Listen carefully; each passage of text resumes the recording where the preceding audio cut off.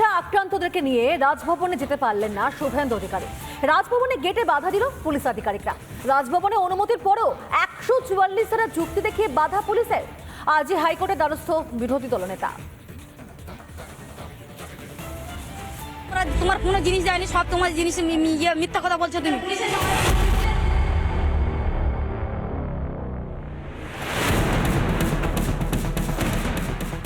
Vote মিটেছে, হিংসা থামেনি। কোচবিহার থেকে কাকদ্বীপ, রাজ্যের বিভিন্ন প্রান্তে ভোট পরবর্তী হিংসায় ঘর ছাড়া বহু। আমি হসপিটালে ভর্তি ছিলাম 5 দিনের পরে বাড়ি গিয়েছিলাম। ফের ওরা আমার বাড়িতে আমার বউকে বলেছে যে বিধবা করব, আমার ছেলেকে তাড়া করেছে। আমি আজকে রাজ্যপালের কাছে এসেছি আমাদের বক্তব্যটা জানানোর জন্য। ওখানে আমার মা যেভাবে মারা যায়, মানে 2021 সাল 2 মের পর থেকে আমার বাড়িতে বারবার অ্যাটাক করা হয়। আমাদের মারধর করছে, ঘর ভেঙে দিয়েছি, এই জন্য এসেছি। আমরা এসেছি ভোট পরবর্তী হিংসা, আমাদের ঘর ছাড়া ব্যবসা বাণিজ্য করতে দিচ্ছে না। ভোট পরবর্তী হিংসায় আক্রান্তদের নিয়ে রাজ্যপালের সঙ্গে দেখা করতে গিয়ে বাধার মুখে বিরোধী দলনেতা শুভেন্দু অধিকারী। ভোট পরবর্তী সন্ত্রাসের জেরে যারা মূলত ঘরছাড়া রয়েছেন তাদেরকে নিয়ে যখন বিরোধী দলনেতা শুভেন্দু অধিকারী রাজভবনে এসেছেন, পারমিশন রয়েছে, সেই ক্ষেত্রে দাঁড়িয়ে তাকে আটকে দেওয়া হলো। দ্বিস্তরীয় নিরাপত্তা ব্যবস্থা করা হয়েছে, যেইখানে এই মুহূর্তে শুভেন্দু অধিকারীর গাড়ি আটকে দেওয়া হয়েছে। অনুমতি থাকলেও 144 ধারার যুক্তি দেখিয়ে বিরোধী দলনেতাকে বাধা দেওয়া হয়। রাজভবন চত্বরে তৈরি হয় ধুন্ধুমার পরিস্থিতি। আমার মনে হয় 77 সালে এমার্জেন্সির সময়ও এই জিনিস হয়নি। আমি বিরোধী দলনেতা, আমাকে 1 ঘন্টা এখানে আটকে রাখা হয়েছে। হাজার হাজার বিজেপি কর্মী সমর্থকদের উপরে অত্যাচার করা হচ্ছে, আর সাংবিধানিক প্রধানের কাছে তার লিখিত অনুমোদন সত্য জ্ঞাপন দিতে দেওয়া হচ্ছে না। রাজভবনের অনুমতির পরেও কেন বাধা পুলিশের? রাজ্যের কাছে রিপোর্ট তলব করেছে রাজভবন। হাইকোর্টে যাওয়ারও হুঁশিয়ারি বিরোধী দলনেতার। রিপাবলিক বাংলা।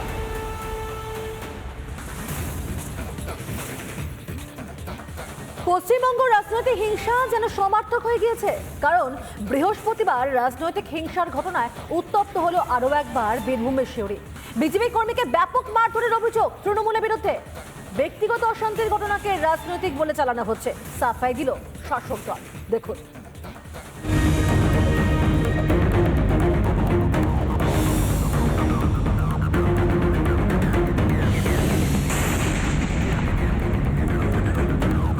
লোকসভা নির্বাচন শেষ হওয়ার পর থেকেই লাগাম ছাড়া হিংসার শিকার বিজেপির নেতাকর্মীরা। বীরভূম থেকেও আসছে পরপর হিংসার খবর। এর আগে তৃণমূলের বিজয় মিছিল থেকে সদাইপুরে বিজেপি কর্মীদের মারধর ও বাড়ি ভাঙচুরের অভিযোগ উঠেছিল। তৃণমূলের বিজয় মিছিল থেকে বোমাবাজির অভিযোগও ওঠে। হিংসা থেকে বাঁচতে অনেকেই আশ্রয় নিয়েছেন দলীয় কার্যালয়গুলিতে। রক্ষা নেই তাতেও হিংসা থেকে বাঁচতে জেলার দলীয় কার্যালয়ে থাকছিলেন সিউড়ির মেটে গ্রামের বিজেপি কর্মী সন্তোষ বাগদি। বৃহস্পতিবার এলাকায় পা রাখতেই তার উপর চড়াও হয়ে বেধড়ক মারধর করা হয় বলে অভিযোগ। তখন ওরা সবাই বলছে যে সৈন্যর ঘর দাগ নিয়ে বলছে পিঁয়ে গেছি করে সৈন্যকেই যত বাড়ি দিলে আর তত আমার ছেলেকেও বাড়ি দিলে। আমি তখন সব ছেড়ে দিয়ে ছুটে দিয়ে আমার ছেলেকে ধরলাম গা। আমরা তোমাদের পায়ে পড়ছি গো, জোর হাত করছি গো, তোমাদের পায়ে ধরছি, আমার মরাকার মেরো না গো। কাঠগোড়ায় কোমা অঞ্চলের তৃণমূল সভাপতি বলরাম বাগদি ও তার অনুগামীরা ঠেলাঠেলি হয়েছে, একটু ধাক্কাধাক্কি হয়েছে। ধাক্কাধাক্কি অবস্থায় সন্তোষ বাগদি বলে যে ছেলেটা, তার একটু লেগেছে, আমি দেখেছি। তার জন্য একজন মানুষ হিসাবে মানবিকভাবে ওকে ফার্স্ট ট্রিটমেন্ট যেটা দেওয়া আমার নৈতিক কর্তব্য, সেটা ওকে করানো হয়েছে। আক্রান্ত বিজেপি কর্মীকে দেখতে হাসপাতালে পৌঁছন বীরভূমের বিজেপি নেতা দেবতনু ভট্টাচার্য। আজকেই বাড়ি গেছিল সকালে জামা প্যান্ট নিয়ে আসার জন্য। তো বাড়ি যাওয়ার সঙ্গে সঙ্গে বলরাম বাগদির টিম, যে নামগুলো আপনারা শুনলেন, তৃণমূলের দুষ্কৃতীরা এরা অ্যাটাক করে, প্রচণ্ড রকম মারধর করে। না, এই ধরনের কোনো ঘটনা ঘটেনি। তৃণমূল আদপে কোনো মারধর করেনি। শুনেছি সেখানে তাদের ব্যক্তিগত একটা ঝামেলা ছিল, সেই ঝামেলাকে কেন্দ্র করে একটা গণ্ডগোল হয়েছে।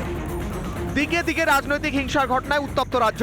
কবে ব্যবস্থা নেয় পুলিশ প্রশাসন, এখন সেটাই দেখার। সিউড়ি থেকে মনোরঞ্জন চ্যাটার্জি রিপোর্ট, রিপাবলিক বাংলা।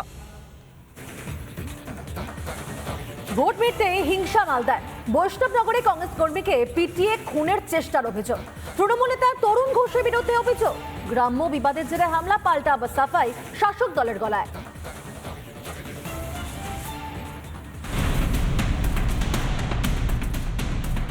মালদার মানিকচকে কংগ্রেস কর্মীকে খুনের ঘটনার রেশ কাটতে না কাটতেই ফের কংগ্রেস কর্মীকে খুনের চেষ্টার অভিযোগ।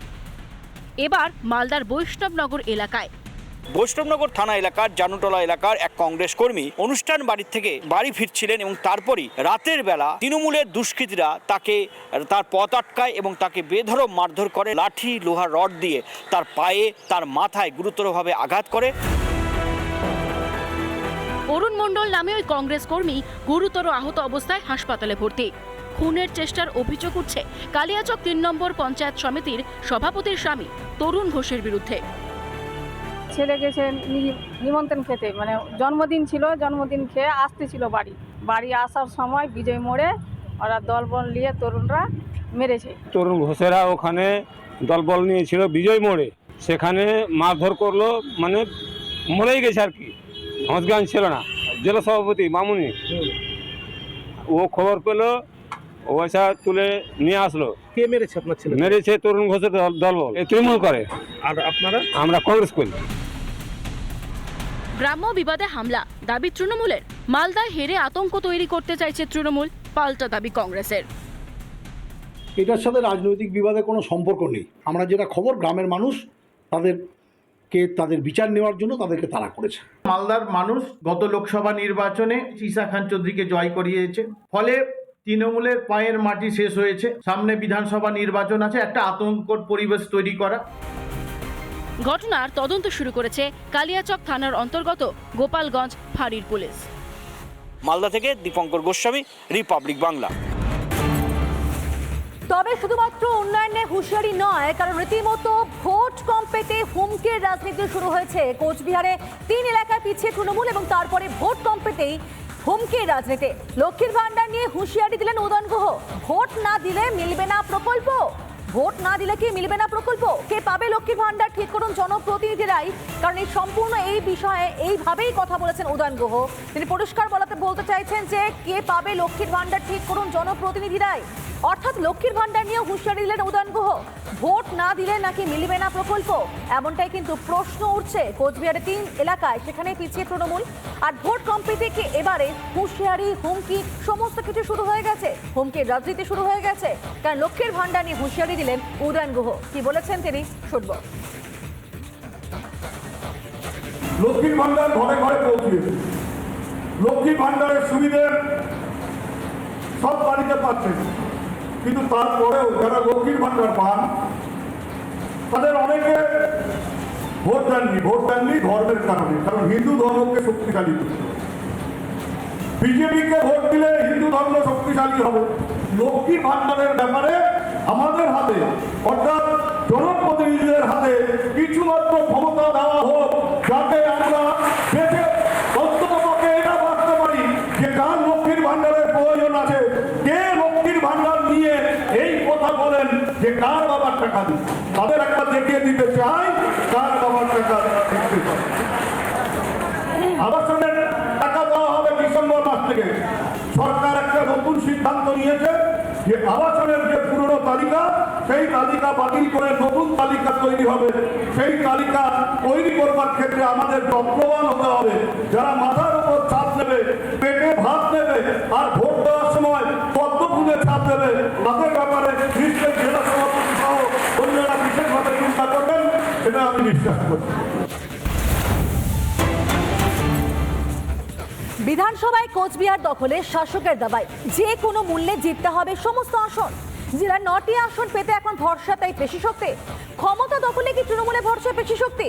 সাংসদ হয়ে আস্ফালন রীতিমতো জগদীশ চন্দ্র বসুনিয়ার। সোজা আঙুলে ঘি না উঠলে নাকি আঙুল বাঁকাতে হবে। বিবেকানন্দ হয়ে রাজনীতিতে আসেনি, ঠিক এরকমই বেশ কয়েকটি মন্তব্য করে ফেললেন জগদীশ বসুনিয়া।